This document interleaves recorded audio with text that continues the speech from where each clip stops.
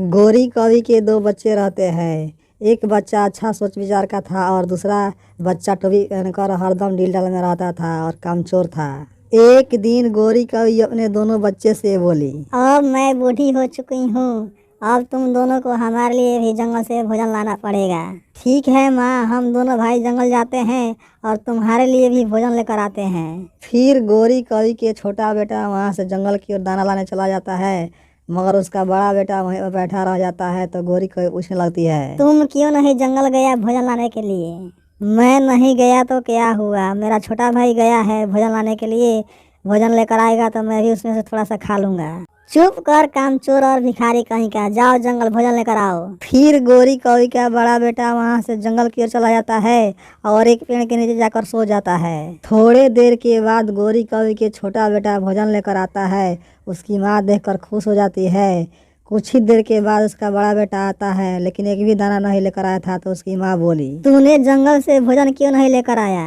माँ, वो क्या है कि मैं जंगल के चारों तरफ खोज आया, लेकिन एक भी भोजन नहीं मिला।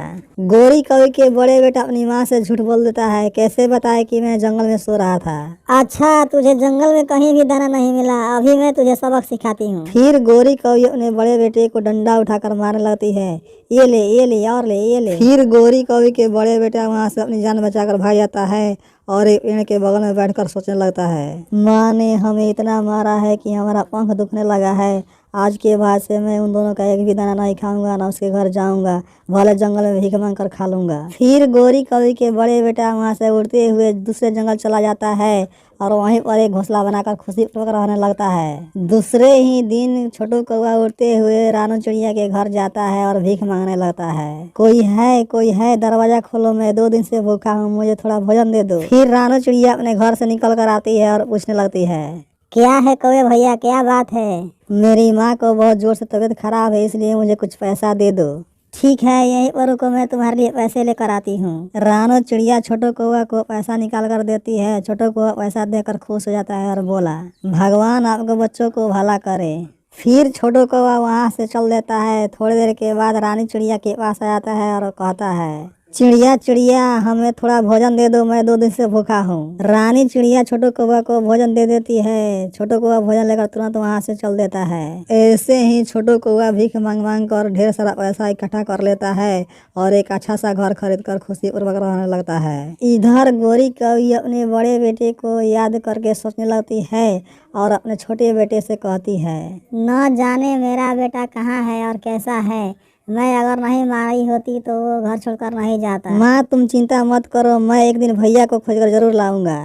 एक दिन गोरी कवि का अचानक तबीयत खराब हो जाता है। उसका छोटा बेटा देखकर चकित हो जाता है और सोचने लगता है, अरे ये क्या, माँ का तबीयत खराब हो गया, अब मेरे पास एक भी पैसा नहीं है कि मैं इलाज करा सकूं। अपनी माँ को इलाज कराने के लिए गोरी कवि का छोटा बेटा पैसा के चक्कर में चल देता है। इधर छोटू कौआ भीख मांग कर एक पेड़ पर आराम कर रहा था।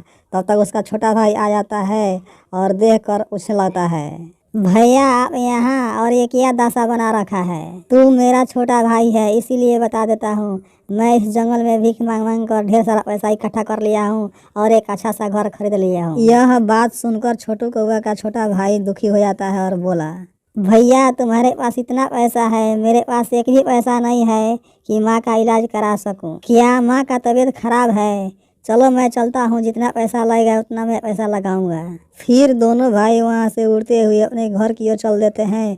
थोड़ी देर के बाद अपने घर आ जाते हैं। माँ उठो, मैं आपका बड़ा बेटा छोटू कौआ, उठो माँ। फिर गोरी कवि अपने बेटे की आवाज़ सुनकर खुश हो जाती है और उठकर बैठ जाती है। चलो माँ, मैं तुझे डॉक्टर के पास ले चलता हूँ। नहीं, तुम भीख मांगकर इतना पैसा इकट्ठा किया है, मैं उस पैसे को इलाज नहीं करा सकती। ये कैसी बातें करती हो माँ, मैं कर्ज लेकर तुम्हारा इलाज कराऊँ या भीख मांग कर इलाज कराऊँ? तुम्हें तो इलाज कराना ही पड़ेगा।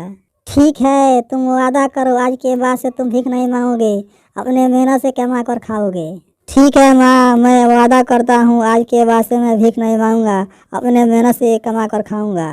इस प्रकार गोरी कवि अपने बच्चे से भिखारी काम छुड़ा देती है और दोनों बच्चे के साथ खुशी पूर्वक रहने लगती है। प्यारे दोस्तों, अगर हमारी कहानी अच्छी लगी हो तो हमारे चैनल को लाइक और सब्सक्राइब जरूर करें। थैंक यू, धन्यवाद।